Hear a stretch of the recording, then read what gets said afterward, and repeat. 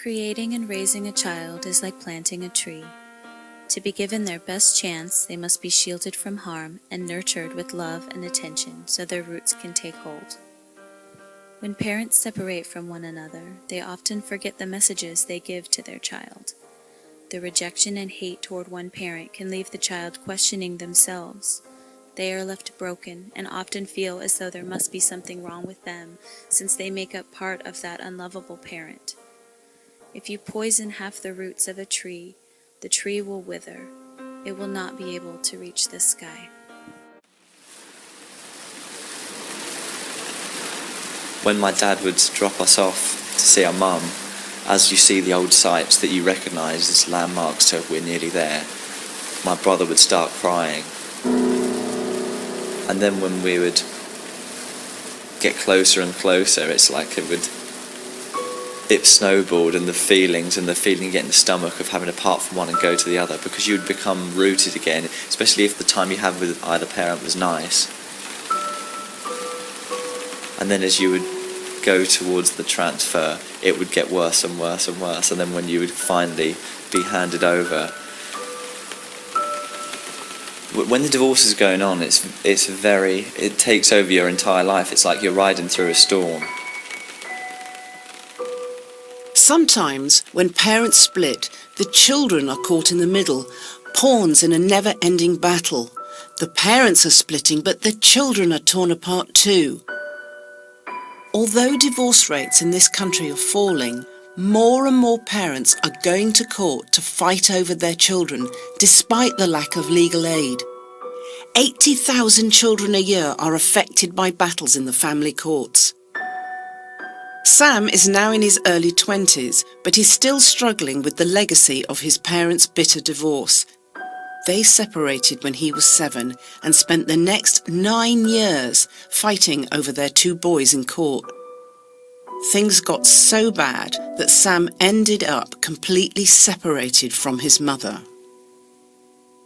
It came to a bit of a physical altercation, and because both parents were stacking evidence against each other, that was the last piece that was needed. And after that happened, the altercation, we stayed with our dad for a while. It overran and we kind of lost track of the time and stayed. And I know for a fact that it really cut her deep, that we didn't see her for so long. I think it was just under 3 years, but yeah. Were you ever persuaded that they were actually a bad person by the other parent? Yeah, completely. And they would paint the grossest caricatures of one another that would be so ridiculous and absurd. Mum came back once drunk and we were a little bit scared, but my dad found out about this and he was like, oh, she's out whoring herself and all this kind of thing.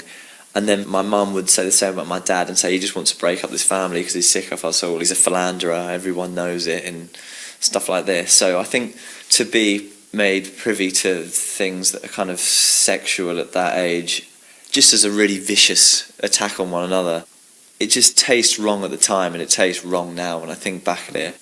It's a back and forth that you can never really settle in one place comfortably or hold one view, because you're just kind of a vessel for your parents' beliefs at any given time. After 3 years of total separation, Sam and his mother are now trying to build a new relationship. In fact, after this interview, he went off to meet her to spend the day together. But you can hear the sadness that goes very deep, even years later. Many of the people I see in my work as a psychotherapist are still struggling with the legacy of a bitter divorce. And sometimes the rift is permanent, and the children refuse to see their mother or their father ever again for no good reason, believing the other parent's lies and repeating them, amplifying them to anyone who'll listen. There's a name for this unjustified rejection of a parent by a child: parental alienation. It's a label coined in America. Dr. Amy Baker is one of the leading researchers in this field. She's conducted studies all over the world on the long-term effects. So it did turn out that the people I interviewed felt that it was a very, very damaging, painful experience that had lifelong consequences for them. They talked about being depressed, hating themselves, having low self-esteem, having difficulties trusting other people because they had obviously been lied to and manipulated. They had difficulties trusting themselves. They said things like, well, if my mother could trick me, if I was so stupid, this is how they felt, that I could hate a parent who didn't do anything to me, then how do I know I won't be tricked again? How can I believe anybody? How can I trust my own instincts or intuition about whether people are safe and truthful? In some parts of the world, Brazil, Romania, some states in Mexico, parental alienation is a criminal offence. And increasingly, the concept of parental alienation is gaining traction in the courts here too. I've come to Lincoln's Inn Fields, the heart of legal London, to a shiny new office building to meet Francesca Wiley QC. She's spent years representing parents in the most difficult separations, cases often involving allegations of parental alienation. Within the family court, it certainly has been quite a radical label to attach to any case until 2 or 3 years ago. So I don't know the answer to when the psychiatric and academic research actually started to gain purchase in the UK, but I know that within the court structure, you're talking about a sea change, or the beginnings of a sea change in the last couple of years only. And before that, you had to be careful because it was seen as a red herring. It was seen as something that often fathers' groups would leap onto. And then you had mothers' groups on the other side shouting, well, actually, he's a domestic abuser. You're just using that to try and mitigate your way out of a very difficult position. But what I would say is that I have a number of women who I represent at the moment who are the victims of alienation. That's changing. It's no longer dads versus mums at all. Certainly not in my caseload. Last autumn in Sweden, lawyers, psychologists and therapists gathered at an international conference on parental alienation in Stockholm. There was a group of parents sitting at the back, scribbling notes, desperate for help. Among them, 2 mothers. One woman was wearing a large pendant with a photograph of a young girl. It's a picture of my daughter. It's one of the last pictures. Every second of my life, I think of her.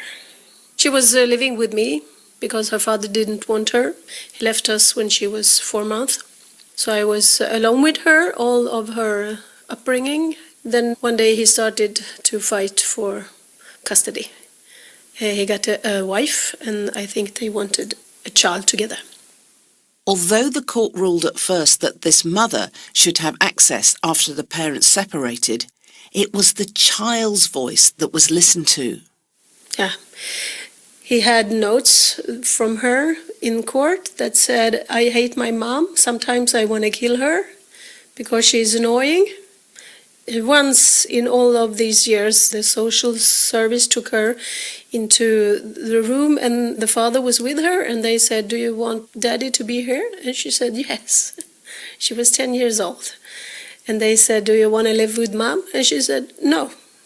That's it. And I opened an Instagram account because I know she has Instagram. And I only have it because I want to, everything I put there is for her, so she could see it. It's the only thing. I cannot send letters, I cannot email, I cannot phone her, I cannot do anything. So I have this account. And a year ago I started to tell the school, please tell her that I have this account. And after half a year, I asked them again and again and again, did you tell her? And they said, well, oh, yes, I did. She started to cry. Okay, yeah, and then I talked to her dad, so now we decided that we'll never again mention your name. I'm living in a limbo, in a grey zone. My life died when she left 6 years ago, and it's not a real life. I'm just faking it. After the recording finished, this mother said that she often had thoughts of suicide. Her friend Karen, who is with us, begins to cry. Her son cut her off and went to live with his father after her divorce. He is now 25 but refuses to see her. She's given up hope, or almost. I'm hoping that he will start seeing the irrational things about this, and he's going to start remembering, because his memories from his childhood is just corrupted right now. But I'm also worried. I'm really, really worried that he's really damaged and he's hurting. I'm worried what's going to happen when he starts thinking, is this going to be okay or not? Is he going to make it? So it's both ways. Somehow I want him to come back, but what is that going to do with him? Maybe he's better off not knowing? No, okay, sorry. He's not. But what's going to happen? Because he's got this healing journey hasn't even started yet. People don't think it can happen. No. I think it's really, really dangerous if people think they get really scared when they think about this. Can you lose a child even though you're good and you're a mom? That's not going to happen. People have an opinion that it should be so strong, the love between a mother and a child. It couldn't be happening unless the mother is really, really, really bad. Really bad. But that's not the truth. For any parent to lose contact with a child, to think that your child has rejected you, hates you, is the most heartbreaking thing you can imagine. Last October, CAFCAS, the Children and Family Court Advisory and Support Service, decided to issue special guidelines on parental alienation. They want it to be part of every social worker's training. Sarah Parsons, Deputy Director of CAFCAS. We're saying that it's important to not over-identify it, but not to be blind to it either. We need to understand each child's experience. And in the most extreme cases, alienation, which is a sort of a psychological manipulation of a child, leading to an unjustified rejection by a child of one parent, can be very harmful. It can have lifelong consequences. So it's important that our social workers identify it as early as possible and help the court to work out what would be the best plan for a child. And I think it's an area that the more we talk about it, the better, because it's a hidden form of harm, something that's not easily recognised or understood. It's not obvious, it's not visible. There are no obvious psychological or emotional markers, so it's hard for people to reach a clear understanding of what's happening. One thing that stayed with me is I just can't cry, and I don't think I've cried in about 15 years.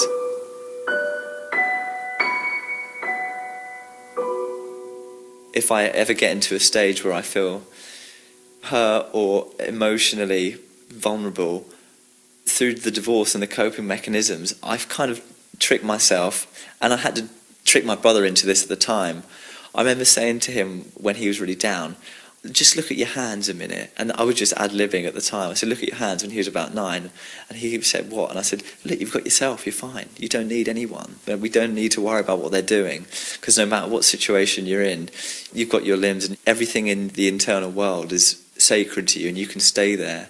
So whenever there comes a time that's emotional, or that normally you would surrender yourself to a feeling, I feel like there's, I don't know if it's cynicism, or I don't know if it's the defense mechanism, but I kind of flip inside and I'm just like, no, I'm fine. I'm actually fine. This doesn't affect me in any way. It's funny because you talk about not crying, and a number of times I felt, hearing you, listening to you, I probably could cry. Yeah. I mean, I'm not doing, because that wouldn't be very professional, but I feel there are feelings in you that could come out as tears if you had access to it. Yeah, and that does upset me, because I feel like, I don't know, it feels like I'm missing out on something. But I don't know, I just have this cut off. Now you are an adult, what would you say to the young Sam, the young you? What would you say to that 9-year-old boy? I would like to say be more vocal, but that's not relevant, or wasn't really possible in that scenario as far as I see it. I mean, what can you do when you're 10 years old and half the size of both your parents? What would you say now as an adult to each of your parents, say 10, 15 years ago, when you were in the thick of it? Please try to reconcile it in any way you can, or please try to be as affable as possible, even if it's difficult, because that difficulty that you would bear by doing that would possibly erase difficulty in my life and my brother's life forever. I'd like to take those words of Sam's and repeat them again. Be as affable as you can. The difficulty you bear by doing that would erase difficulty in my life and my brother's life forever. It's dreadful for the child if one parent is demonised, because however inadequate that parent is, it's still half the child's makeup.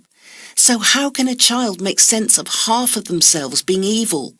The psychological effects of these extreme parental battles are profound. Karen Woodall is a psychotherapist who co-founded the Family Separation Clinic, a private therapy clinic in London which attempts to reunite children with their parents.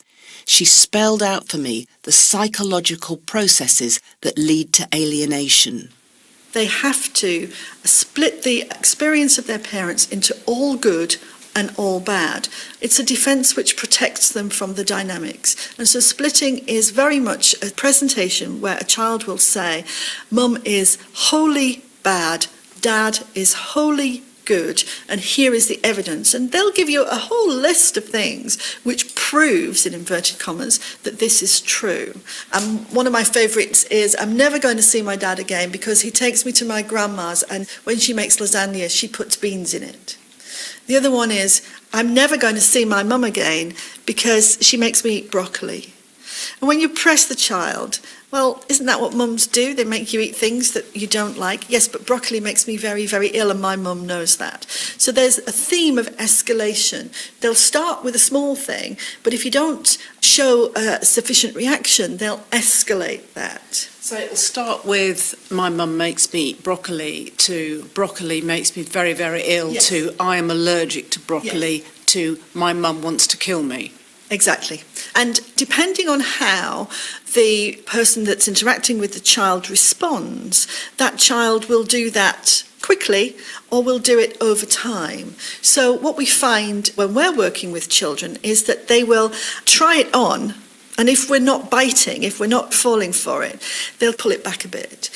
But in some circumstances, particularly with social workers who are trained to follow the voice of the child, you can go from my mum makes me eat broccoli to my mum tried to kill me within 5 minutes. Because the child recognises in the person that's listening that there's someone here that they can hook into, and that narrative is producing a reaction. And once they're into that feedback loop, then all bets are off. It can go anywhere. I suppose to some extent they were trying to substantiate their emotional state, which was extreme, by making up a story that fitted how they felt.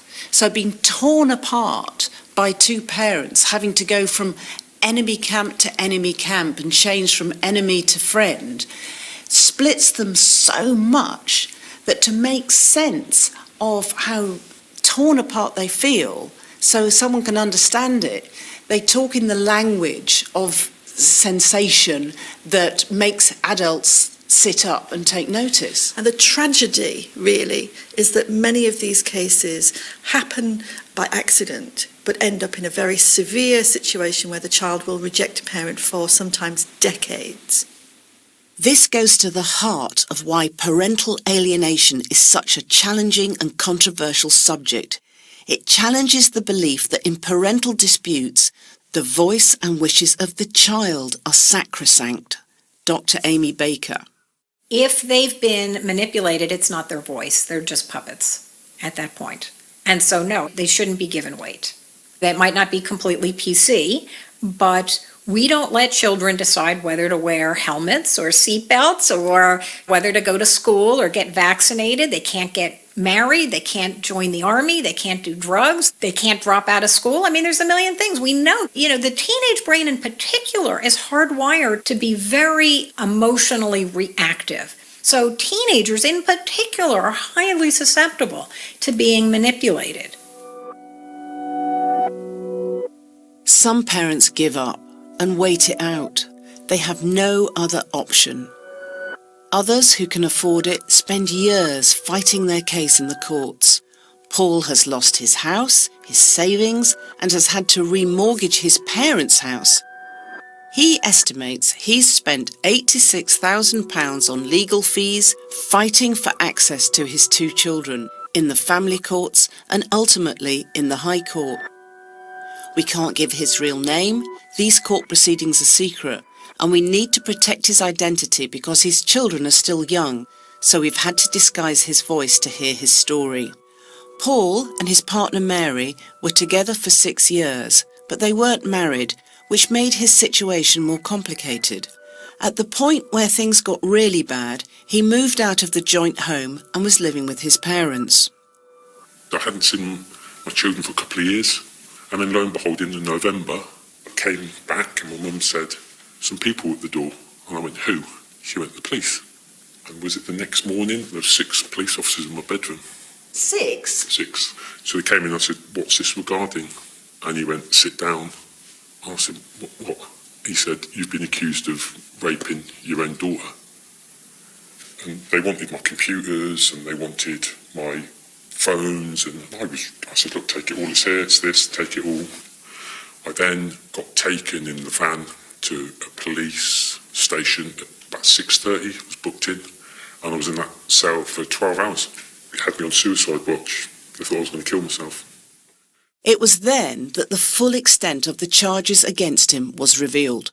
Paul's ex-partner accused him of raping the children, injecting drugs into their eyeballs, murdering babies and burying them under the floorboards. There was no truth, no evidence for any of these allegations. But Paul was on bail for a whole year and was almost driven mad by it. I started to believe the allegations. You know, when you're sleeping in the middle of the night, you're running, it's just unbelievable. You know, people say that I'm strong-willed, broad-shouldered. I think I am, but that's seriously dark. My criminal solicitor at the time said, police will come to your place of work. They will kick the door down and they will do it in front of all your colleagues. So every time somebody walked past me, I can't explain it to you, that anxiety, your heart is in your chest, in your throat. Paul didn't in fact lose his job, and he's been totally cleared of all these charges. Before the criminal case could be heard, he paid for a barrister and went to court to fight for access to his children.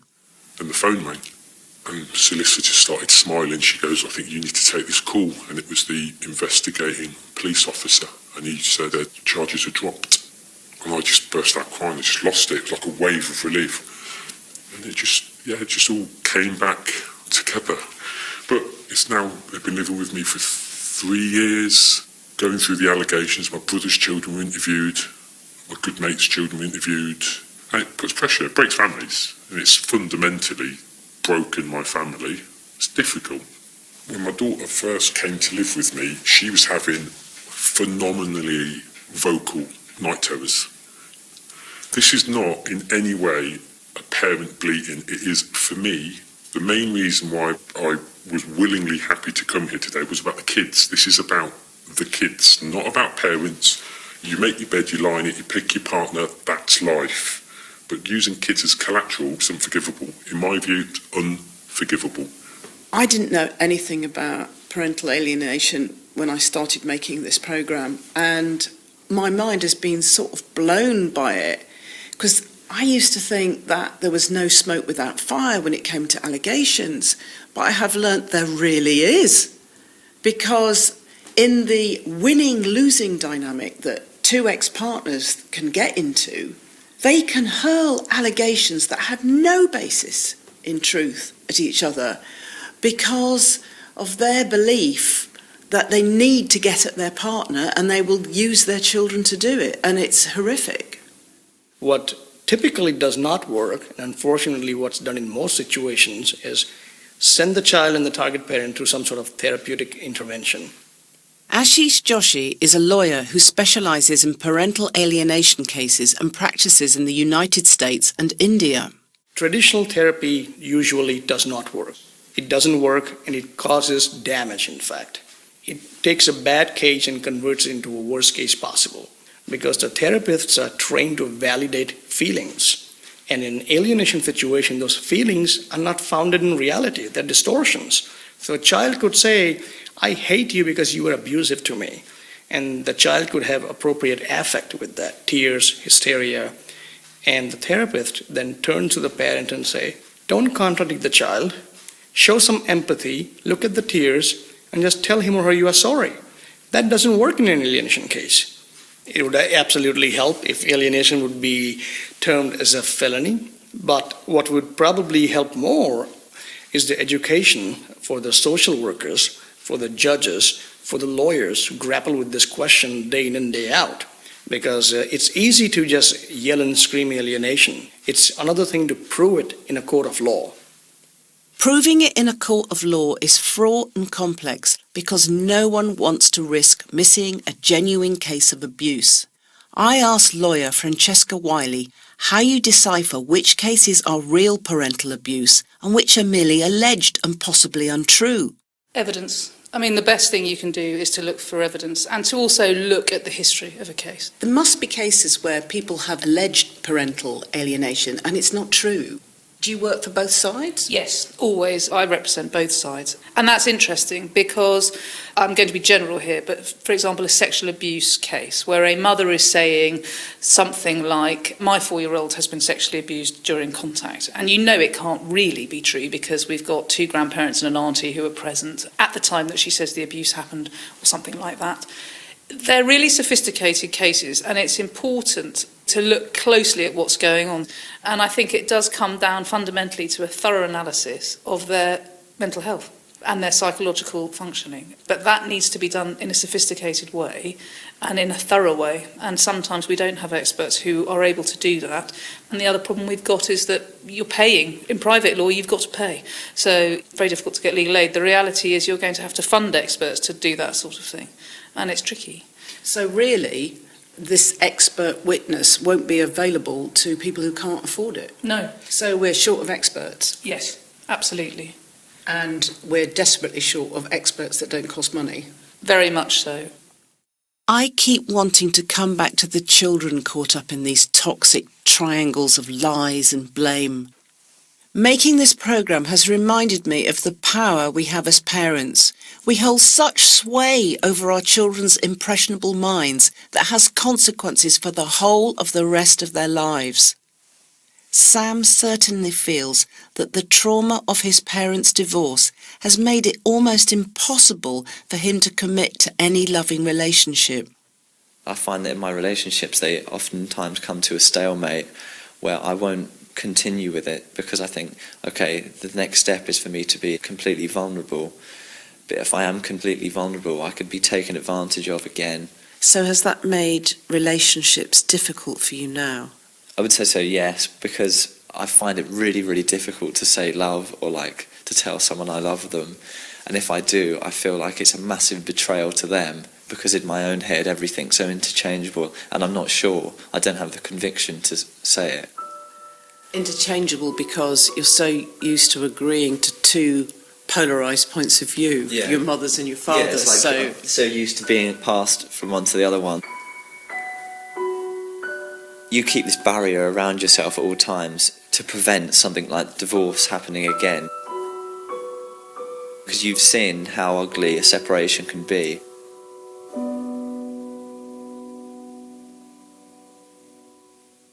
If you poison half the roots of a tree, the tree will wither. It will not be able to reach the sky.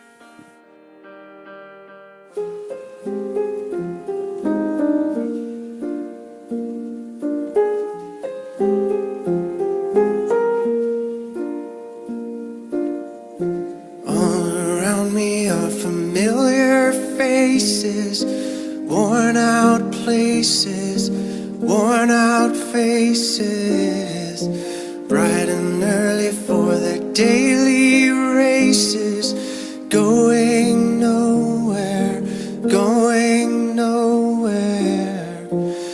Their tears are filling up their glasses, no expression, no expression. Hide my head, I wanna drown my sorrow. No tomorrow, no tomorrow. And I find it kinda funny, I find it kinda sad. The dreams in which I'm dying are the best I've ever had. I find it hard to tell you, I find it hard to take. When When people run in circles, it's a very, very mad world.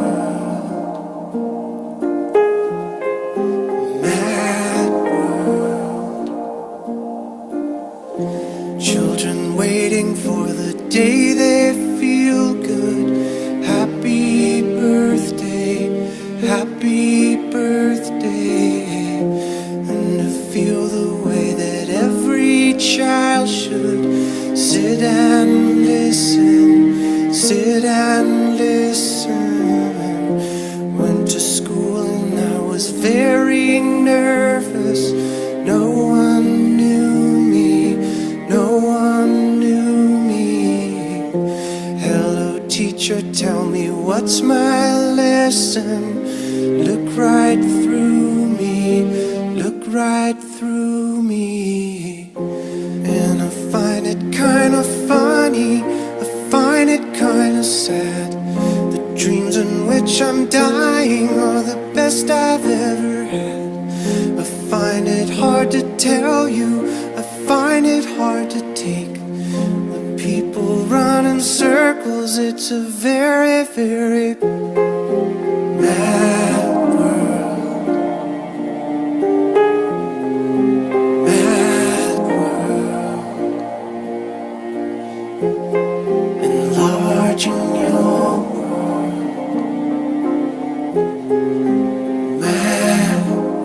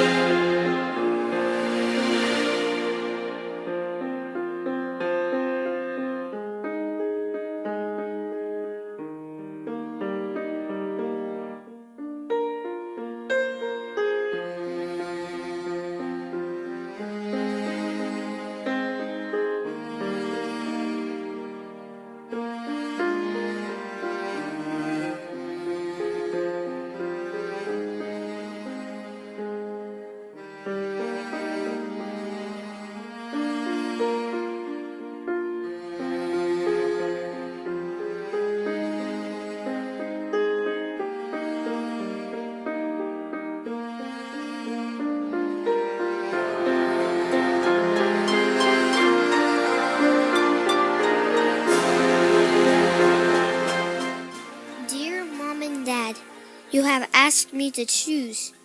You have broken my heart, but it is you who must make a choice. Even though you may not love each other, you must love all of me. I will not be able to grow strong without all of my roots.